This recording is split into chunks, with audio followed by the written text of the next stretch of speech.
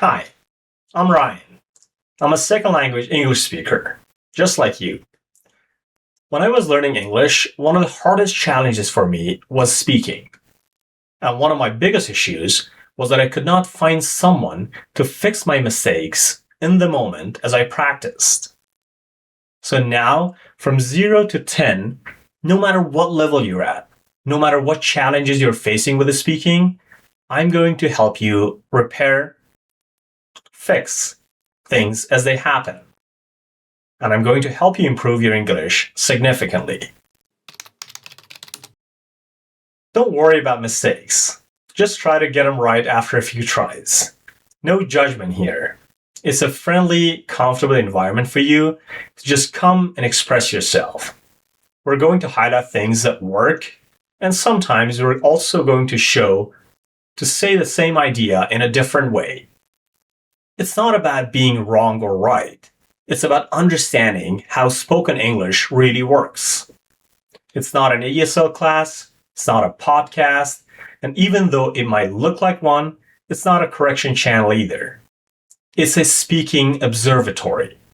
We're going to see what works and what doesn't. Together. Let's rock and roll.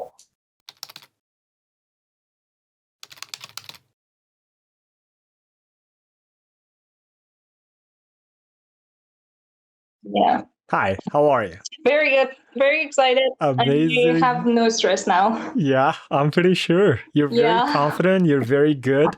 You're in good shape, and I can hear you very well. So tell us about yourself a little bit. Okay. My full name is Mahdieh, but everyone's called Mahdieh, and I'm really excited to be here with you. It's a part of this meeting, and yeah, it's my pleasure to be part of this actually. And I'm learning accounting, and I'm work on a company, and the product is oil filter, and yeah. Amazing. Yeah. Amazing I'm job. learning English. Yes. And so how is the weather where you live right now? Like, is it cold? Is it, because it's winter, right? Cold. It should be cold. I mean, our place, like, it's super cold right now. It's freezing. Yeah, it is. It's a rainy day, and yeah, it's very good.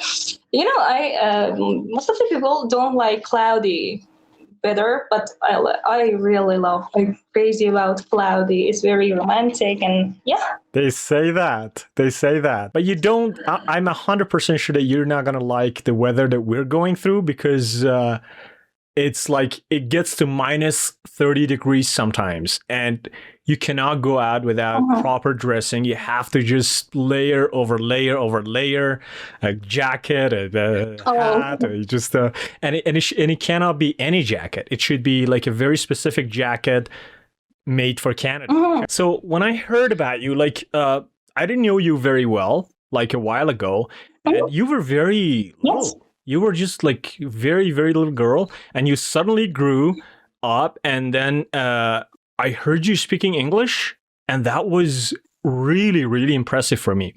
So listen, a lot of the times when you're in the process of learning English, it feels like you're not improving a lot, because the progress Exactly. Oh my God, that's my problem. Tangible. Exactly. So it's like the progress itself is not very tangible. It's not very touchable. It means like it's not very understandable for the person who is in the process of learning.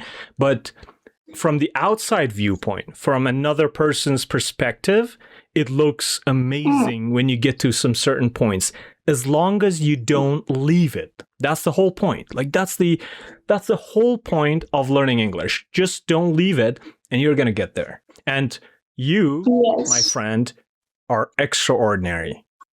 You're pretty good. You like the pace, the speed of your progress has been outstanding. And tell me about the challenges that you faced learning that. Like what were the challenges that you faced before, and what are the challenges that you're facing now? before was very, I was challenged very a lot because I was at the beginning, and it was very furious, when I want to talk about in English, and or when I share my opinion about something, my hand just shaking, and my voice was not very, it was very unclear, and but I remind myself, okay, Mahdieh, don't worry about it. It's just you maybe just make mistakes. The word is here. Yeah, it's no one's to kill you, no one to laugh you, and yeah. And after that, after a few months, I realized that no one's care about my speaking. They care about them speaking and them mistakes. Yeah. And Exactly. it was really good. Yeah. Nobody cares. Nobody cares. Yeah. Nobody cares what you do. Nobody cares what you say. Listens. It's just Yes. us. It's just us. It's just in our minds. We're like thinking, oh my God, like everybody's watching me. Like everybody's putting these like glasses, like they're like completely focused on me. But when you get to a certain point, you understand that nobody cares. Like, yeah, even nobody listen to you and your voice. They just that's good, right? Like that's good because you can focus on yourself, and then just go ahead. Yeah, that's good because you can focus on yourself and you're free to make mistakes, and yeah, that's very good. And I think those people who learning English, and they think if they make mistakes, others people and other students laugh them. I don't know if it's true or not. And then and then never speak. They never speak because they scare about making mistakes. But it's very bad, because English is often more. It's often about speaking, and if you didn't, you just lose your time. It's not about perfection. Yeah. You cannot make it perfect from the beginning. Yes, exactly. Yeah. So what is the hardest part for you? Like, are you struggling with the texts or the reading or the pronunciation or speaking? Which one is the hardest for you? It's, for me, vocabulary is very, very hard because I'm not good in the memory. When I was in school, I'm not good about historical and some things. Just math was very very good for me, and I'm good in math, and yeah, the something I have to explain it about, and I have to say why this is it like working on it and this, but in speaking or pronunciation, I don't know why, but I don't working never on pronunciation, but people say you have access. I can feel it. I don't know. Yeah, you're doing great. I like it. Like, I had to go through a lot of jobs to understand that teaching is such a beautiful job. Like, when I was teaching, I didn't feel it. Like, I really liked it. I really enjoyed it because I was like, I don't want to brag, but I was really good at it. I really enjoyed it, but I always thought that there might not be enough range for this job. So I was like always trying to pursue other careers. Like I was just trying to find something better, higher paying, better perspective, better future, stuff like that. But now that I've experienced like 15 plus jobs now, I can see from this viewpoint that teaching is such a beautiful job. And one of the most beautiful parts of it was when I saw my students grow. When I saw my students improve, when I saw my students learn something new and just came up with something, just put together those words, made a sentence, said it in front of the class with courage, with bravery, nothing pays off better than that if you're a teacher. It's an amazing, unique feeling that you can get from it. And I wanted to say that about you as well. I want to say that about everybody who can speak English. Like, let me tell you something. When I was studying English, I finished 9 out of 10 books, and I still could not speak half of you, not even quarter of you, not even like 1/10 of you. I could just memorize maybe like 8 to 10 sentences, or maybe like 20, maximum 20 sentences. I memorized it. I went in front of the class. I just said that out loud. And that's it. I was like paralyzed. If somebody was asking me a question, I could not answer that. I couldn't even understand it, even if I knew the words.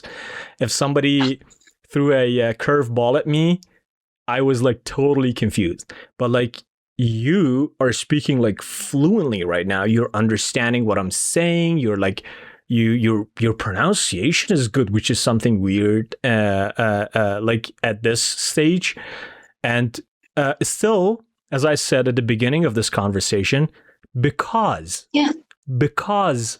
progress is not very tangible at in the process, where you're in the process, where you haven't finished it or you haven't started. When you're in the middle of the process, you haven't, like, you can't feel it. Like, you can't feel like I've improved. You can't feel the difference of what you can accomplish putting those words together, make a sentence from a month ago. But as I said, somebody from the outside viewpoint can, and that's why I keep telling you guys, like, you're good, you're excellent, you're extraordinary, you're very, very good. I'm saying all of those stuff because I know that you guys need that kind of motivation and incentive, and somebody telling you that you're good, and then you can just keep going. If you don't get that motivation, 99% of the people just quit it. And that's the biggest mistake ever. It's not how much you learn, it's if you quit. That's the mistake. So never quit. Yeah. Just go to the end.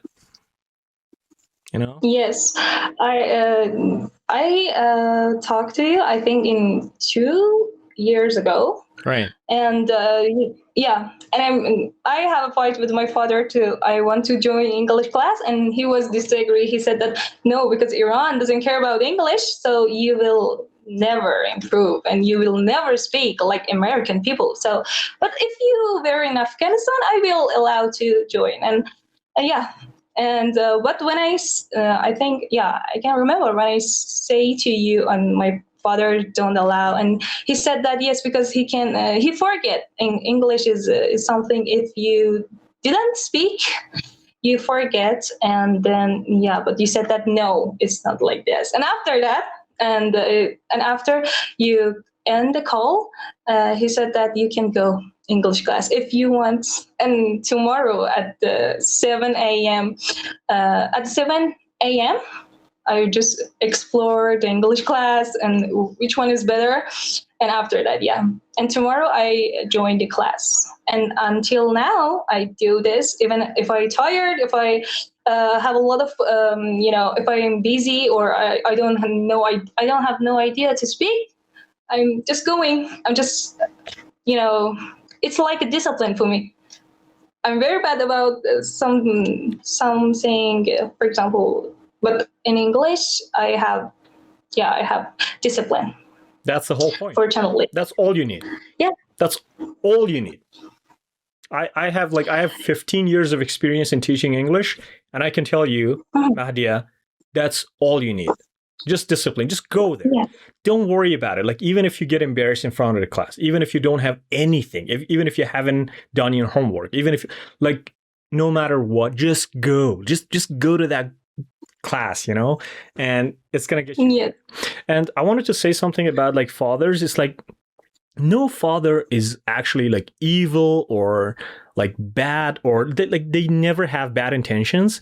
It's just that fathers, like everybody else, they calculate. They try to see what is best for my child, because they know that opportunities are not going to be forever. They know that we have a time limit, that we have limited resources. So they try to calculate. They try to see the best route possible. They just want to make sure that we're not wasting a second of our lives.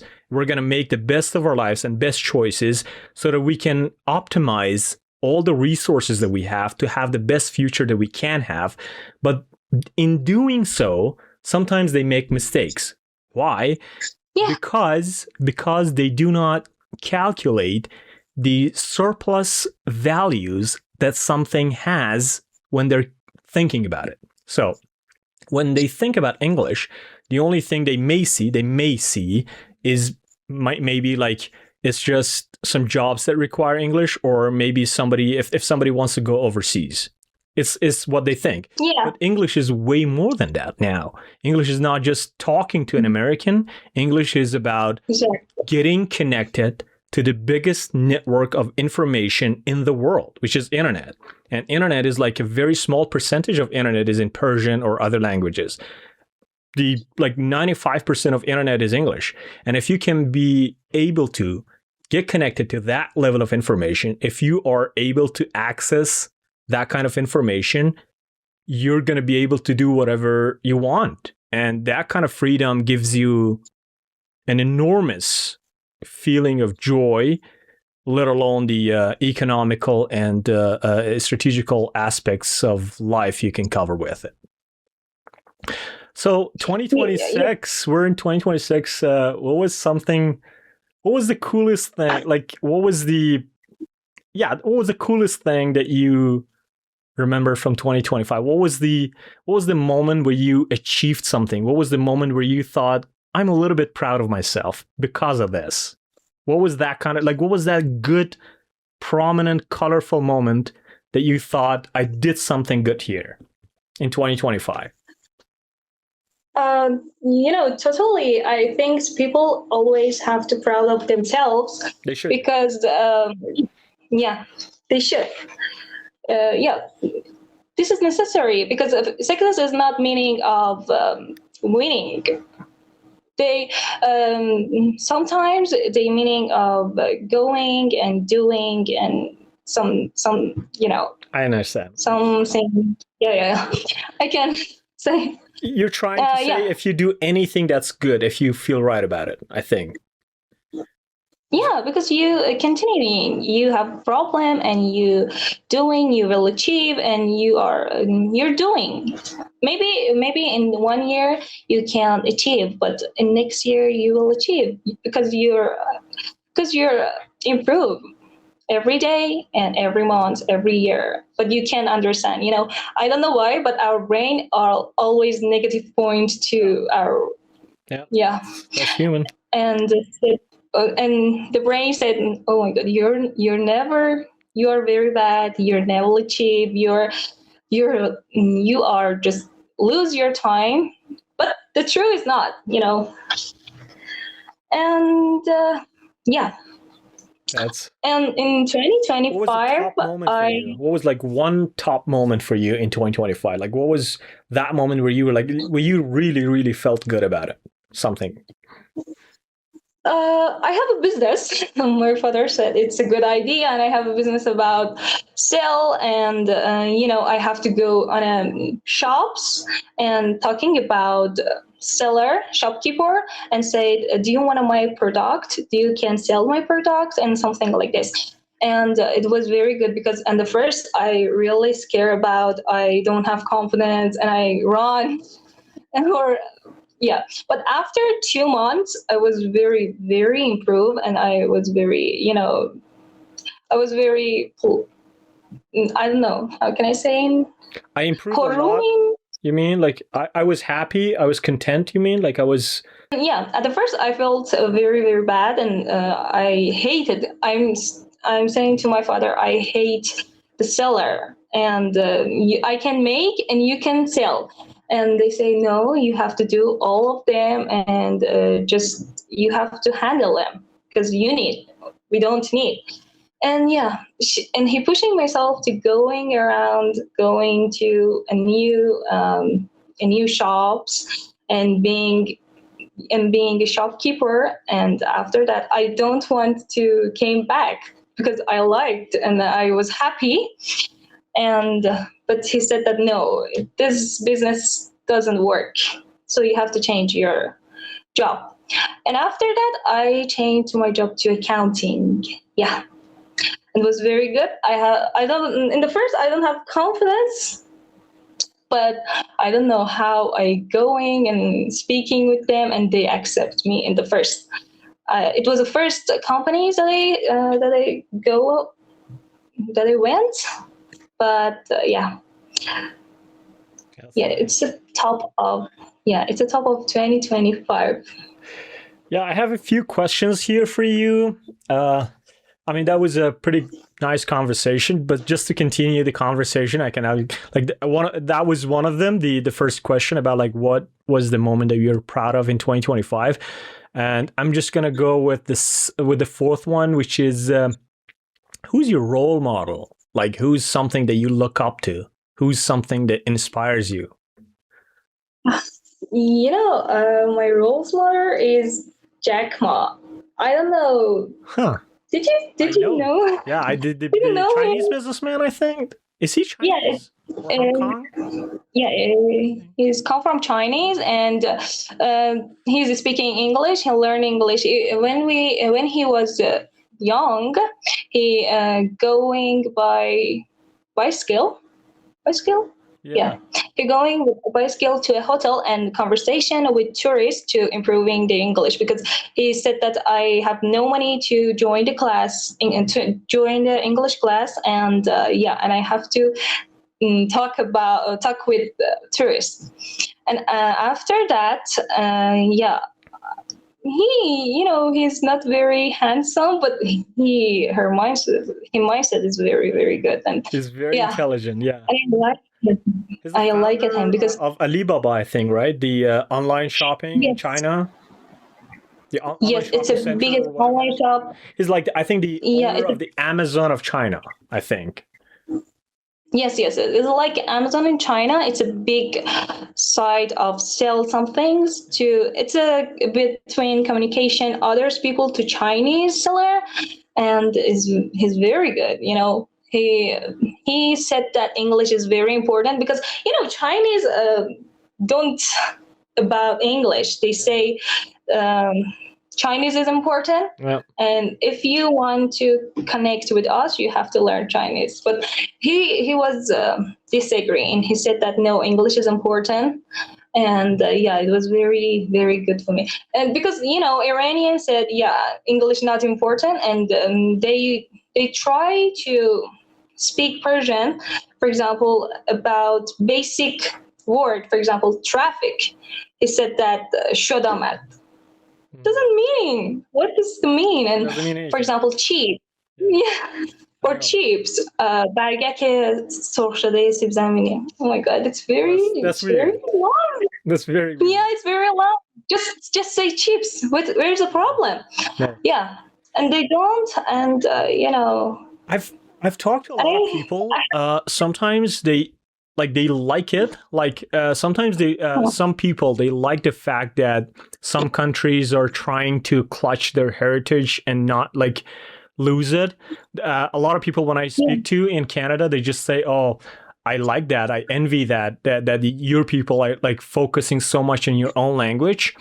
But I think because of the technicality of it, because of the pace of technological advancements in the world, because of the speed of changes in the world right now, no other language can catch up with English. That's the problem. Like English is going like as fast as it can, and other languages are just trying to catch up with it, but they can't because there's so many words, there's so many vocabulary generated with every single concept that comes to the world right now. Imagine when cryptocurrency comes into the world, it comes with 100 new terminology.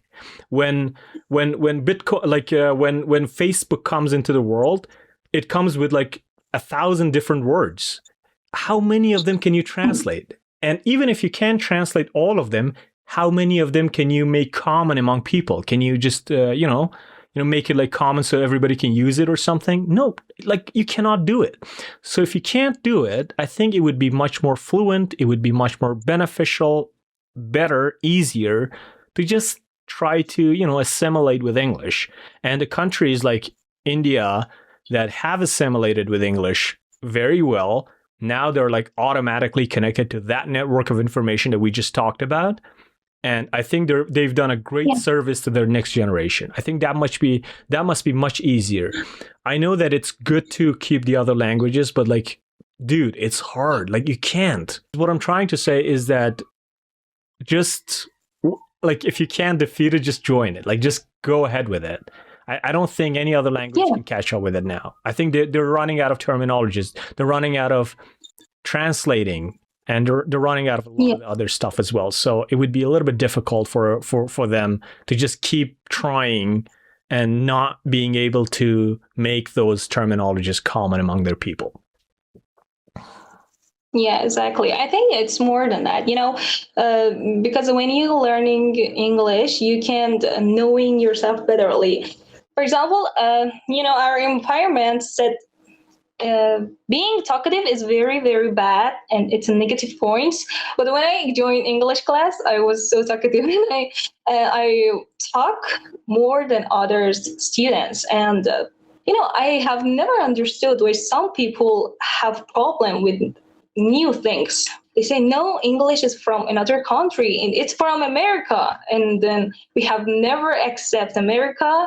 It's not my friend. America is not going to be friend, and we don't speak with them. We lost our culture and something like this. But I thought, no, we are human. And if you thinking more than that, we live in one earth, and that's true things. It feels like a village now. Yeah. Yeah.